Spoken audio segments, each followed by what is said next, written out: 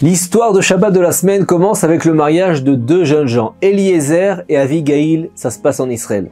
Leurs parents respectifs sont particulièrement aisés, ils ont de l'argent et ils se sont mis d'accord avant le mariage de pourvoir à tous les besoins du couple au départ pour que le foyer se construise sur des bonnes bases solides. Ils achètent un appartement coquet dans le quartier de Beit Vegan à Jérusalem, ils le meublent avec goût et ils leur confient une somme d'argent importante pour que les deux jeunes mariés puissent voir venir pendant quelques mois le temps de s'installer. Après les festivités, Eliezer devient un frère, il étudie la Torah à temps plein et Avigail trouve un emploi intéressant et bien rémunéré dans un cabinet d'avocats spécialisé en droit immobilier. Et malgré ce départ rêvé, le couple connaît rapidement ses premières difficultés. Un tuyau dans la cuisine éclate, c'est la fuite. Il faut faire de gros travaux de plomberie impliquant de casser le carrelage au sol. Côté travail, Avigail a la sensation d'avoir été bernée, elle ne perçoit pas le salaire promis par son employeur. À chaque fois, il repousse ses demandes de régularisation. Et quelques mois plus tard, c'est au tour du chauffage de tomber en panne. À nouveau, le couple doit faire des travaux très coûteux. Le jeune couple n'ose pas demander une rallonge auprès des parents qui ont déjà fait une preuve de générosité exceptionnelle. Ils ont déjà tellement donné aux jeunes mariés qu'ils ne s'attendent pas à une telle situation financière. Avigail est censée recevoir une paye convenable et ils n'ont ni loyer à payer ni prêt à rembourser. Ils doivent donc puiser dans l'enveloppe de départ qu'ils avaient reçue de leurs parents et leurs ressources s'épuisent rapidement.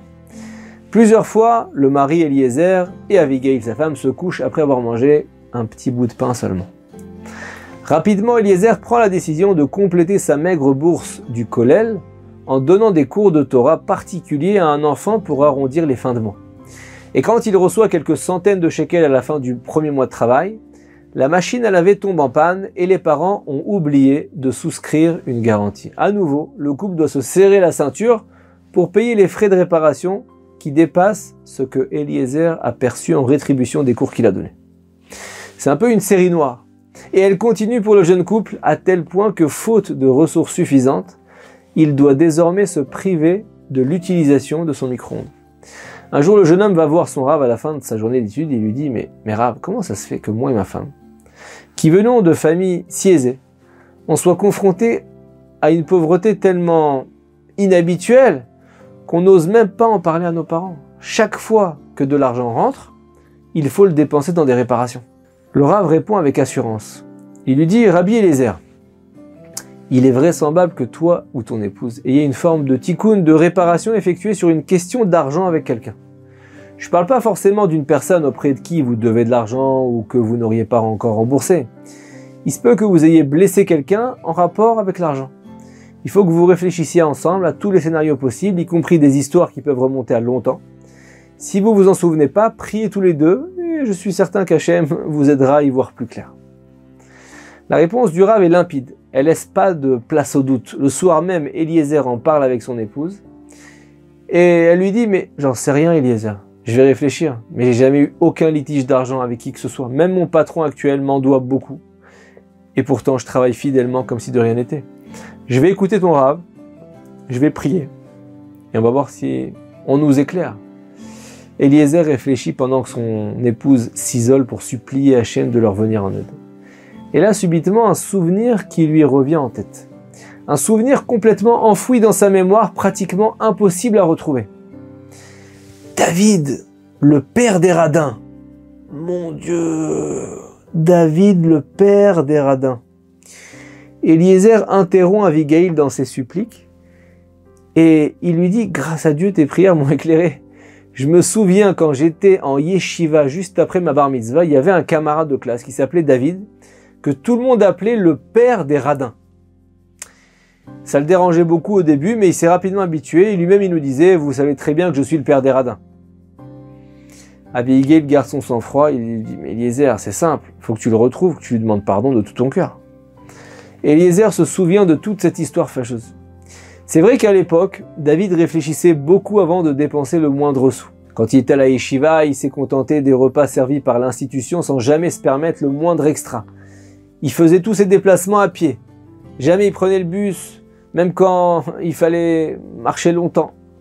Et aussi, lorsqu'il voyait un endroit boueux, il s'aventurait même pas pas abîmer ne serait-ce qu'un petit peu ses chaussures au point de faire des grands détours. Et à l'époque, Eliezer lui disait tout le temps à la yeshiva, « David, libère-toi un peu. On n'est pas obligé de tout le temps garder son argent. La vie, c'est pas fait pour faire des économies. » Eliezer savait que David était un étudiant sérieux, mais il ne pouvait pas s'empêcher de le traiter de radin.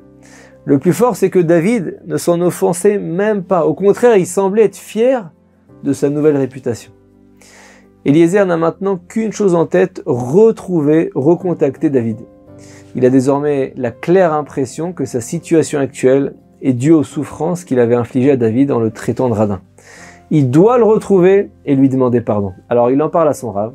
Son Rav fait des recherches pour lui et retrouve le fameux David. Eliezer est un peu anxieux, il a honte, mais il appelle tout de même. La conversation se passe bien. Eliezer propose un rendez-vous à David, il accepte. Les deux jeunes gens se voient, Eliezer raconte toute son histoire à David et il lui demande officiellement pardon. Et Baruch Hashem, David pardonne sincèrement de tout son cœur à Eliezer, mais il lui explique à quel point il a été blessé. Il lui dit, sache que pendant toutes ces années, tu m'as fait très mal. Et si je me traitais moi-même de père des radins, c'était juste pour me protéger de la souffrance que je ressentais quand on m'appelait ainsi. Pour souffrir un peu moins, je m'appelais moi-même le père des radins avant que quelqu'un d'autre ne le fasse.